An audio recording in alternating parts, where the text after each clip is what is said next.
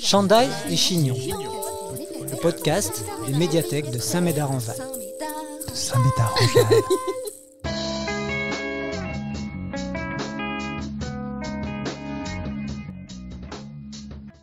Thibaut, 29 ans, parle de sa pratique du MMA. Avant de l'écouter, voici une annonce de notre partenaire et sponsor. Paco Chanel présente Mal Alpha, son nouveau parfum pour homme. Élaboré à base d'extraits de métal en fusion et d'essence de cuir de loup, Mal Alpha vous donne le pouvoir. Avec Mal Alpha, le monde vous appartient. Mal Alpha, parfum pour homme, Paco Chanel. Les mecs ils sont top, franchement.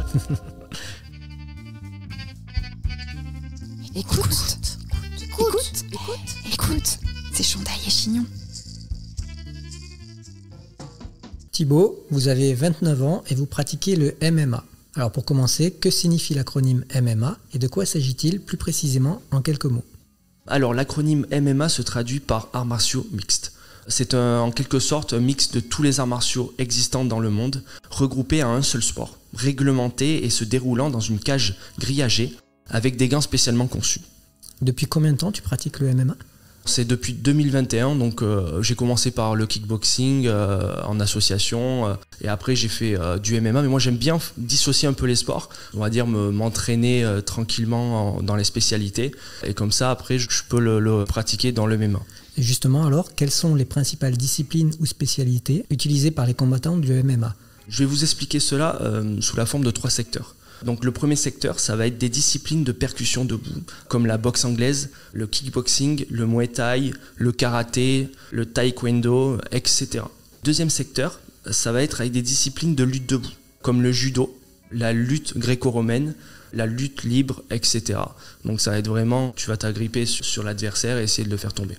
Et après, le troisième secteur, ça va être des disciplines de lutte au sol, comme le jiu-jitsu brésilien, le grappling, etc. Donc le but sera de bloquer l'adversaire au sol pour lui donner des coups, le soumettre ou même se relever. Donc c'est intéressant. Donc il y a un secteur de frappe, un secteur où on se bat debout et un secteur où on se bat une fois qu'on est par terre.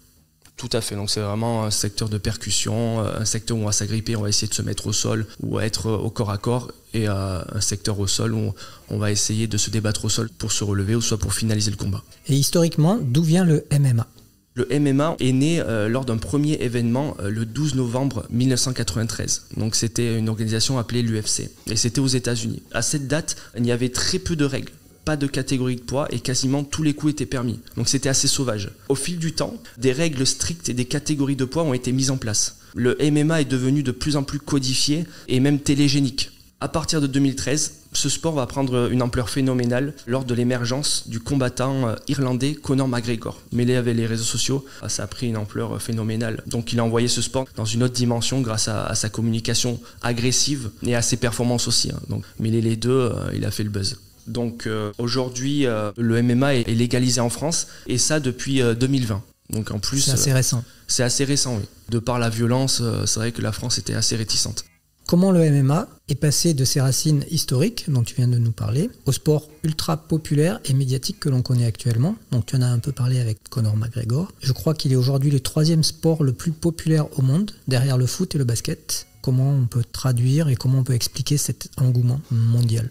C'est vrai qu'il y a certains médias qui ont parlé du fait qu'il était top des sports les plus populaires. Donc déjà, de par sa violence, c'est impressionnant. C'est impressionnant, donc quand ça impressionne, les gens vont se greffer dans ça. Et après, il suffit d'avoir des bons personnages et aussi avoir une story dans tout ça, donc avec un peu de trash talking et un peu de tout ça. Après, il y a beaucoup d'organisations maintenant, il y a beaucoup de sports qui sont greffés dans le MMA, donc ça procure une certaine liberté quand on pratique et quand on regarde ce combat. En fait, c'est vraiment la liberté de tous les arts martiaux regroupés en un qui font qu'au bout d'un moment ça devient très populaire. Donc c'est un sport qui s'est normalisé, on va dire. Quelles sont les catégories et les règles de ce sport? Donc les catégories hommes, il y en a 8 en tout, allant de 52 à 120 kg.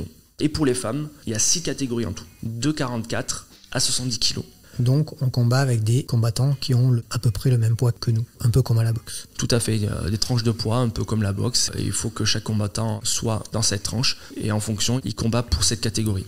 Et puisque tu parles donc de catégories masculines et féminines, ça veut donc dire qu'il y a des femmes qui font du MMA. En quelle proportion on sait, ou est-ce qu'il y a beaucoup de femmes qui pratiquent ce sport?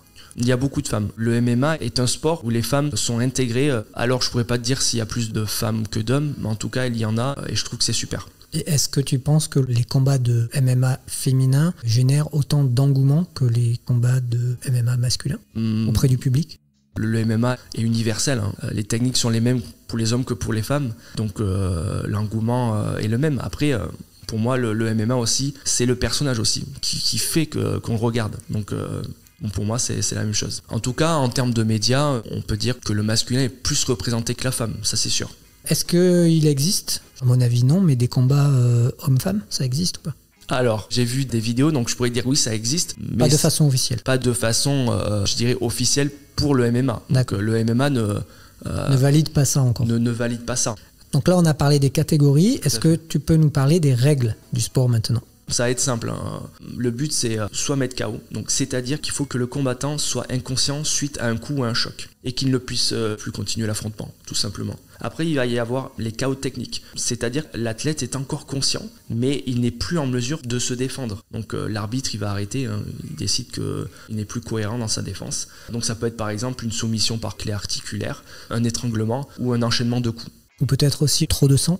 Alors oui, quand il y a trop de sang ou même des coupures, hein, parce qu'il peut y arriver des grosses coupures qui font que l'arbitre demande au médecin de rentrer dans la cage et c'est le médecin qui va checker ça. Si le médecin diagnostique la blessure étant trop grave et pouvant mettre l'intégrité physique à mal de l'adversaire, il arrête le combat. Et le sang, on va dire, c'est le MMA aussi. Hein. Le sang, quand ça saigne le nez, ils vont pas arrêter pour ça, hein, à part si c'est un gros saignement. Du coup, s'il n'y a pas d'arrêt dû à un KO ou un KO technique, ça va être par décision des juges. C'est-à-dire qu'il y a 3 juges sur le côté de la cage. Ils vont noter à chaque round les combattants et celui qui est mieux noté gagnera le combat. Combien de rounds et combien dure un round? Il y a un monde amateur dans le MMA, donc au monde amateur, c'est 3 minutes les rounds, donc 3 minutes et 3 rounds. Dans le monde professionnel, ça va s'articuler par 3 rounds de 5 minutes ou 5 rounds de 5 minutes pour tout ce qui est championnat, donc c'est-à-dire pour la ceinture, pour que le champion de la catégorie puisse être nommé. Donc au maximum, un combat, de toute façon, il durera 25 minutes. 25 minutes, grand tout maximum. À fait, grand max. Ce qui est déjà beaucoup quand on se fait ratatiner. Moi qui connais les sparring légers déjà en entraînement, donc je faisais 1-2 minutes. Il faut savoir que tout est dans la respiration et dans cette gestion. Si on n'arrive pas à gérer la respiration, le combat peut être très long. Donc on voit comment ça s'organise, on va dire, au niveau des règles extérieures. Mais par rapport aux combattants, donc pour eux, tout est permis, ils peuvent tout faire. Alors c'est là où va rentrer des coups interdits ou des gestes interdits. Donc, alors qu'est-ce qui est interdit? Je vais vous citer les principaux gestes et coups interdits. Donc il va y avoir les coups de tête, ça c'est interdit. Également tout ce qui est coups à la colonne vertébrale, à l'arrière de la tête, au niveau de la gorge, sur les parties génitales, tout à fait. Mordre son adversaire est interdit. Tirer les cheveux, donner un coup de genou ou un coup de pied à la tête d'un adversaire au sol, c'est important. C'est juste ça la particularité parce qu'on peut donner un coup de genou au corps quand la personne est au sol, mais c'est la tête. Et après, il va y avoir d'autres gestes et coups interdits que je vous invite à aller voir sur internet, mais ça, c'est vraiment les principaux. D'accord. Et comment on est équipé quand on rentre dans la cage? Il va y avoir le monde amateur où la coquille pour les parties génitales c'est obligatoire. Il va y avoir aussi les protèges tibias. Et également il peut y avoir aussi le casque de protection qu'on voit aussi en boxe. Les gants aussi et le protège-dents. Dans le monde professionnel il va y avoir protège-dents, coquilles et gants spécialement conçus pour la pratique du MMA qui va pouvoir permettre d'agripper l'adversaire et justement aller dans les transitions de tout ce qui est lutte et passage au sol. Et il va y avoir également de la vaseline. Le but c'est d'éviter les grosses coupures du haut cou. Donc l'application va se faire par des représentants des organisations juste avant que le combattant entre dans la cage. Donc sur le visage? Sur le visage, vraiment sur le côté arcade, au niveau du nez. Le but c'est que ça glisse un petit peu pour éviter des blessures qui viennent frontales, voilà, qui viennent directement gâcher le plein potentiel du combattant. Donc là tu m'as donné très envie de faire du MMA. Et si je veux débuter cette discipline en France, comment je fais? À qui je m'adresse? Je vais voir qui en fait. Alors c'est une bonne question. Pour ma part, pour débuter ce sport, je te conseille de te rendre sur le site de la Fédération française de MMA. Donc ça s'appelle FMMAF. Tu vas te rendre dans la rubrique trouver un club. D'accord. Et ça va être. Tu donnes ton code postal et il te dit autour de chez vous il y a tel club, tel club. Les clubs affiliés à la fédération. Okay. Et c'est super. Je t'invite à aller voir ce site parce qu'il est très bien fait. Ok, merci beaucoup. Alors pour terminer, une question qu'on pose à tous nos invités. Et là, on peut sortir du domaine du MMA ou pas, c'est toi qui vois. 3 choses que tu aimes et 3 choses que tu n'aimes pas. Alors, je vais commencer par les choses que je n'aime pas. D'accord. Je n'aime pas le jugement, la supériorité et la vulgarité. Et du coup, je vais terminer par le meilleur. Je vais même dire j'adore l'ouverture d'esprit, l'écoute et l'exemplarité. Eh bien, merci beaucoup. Merci à toi de m'avoir invité. Semez vos envies et cultivez votre curiosité en attendant le prochain podcast des médiathèques de Saint-Médard-en-Jalles. Abonne-toi. Chandail et Chignon. Chandail et Chignon. C'était pas très intéressant.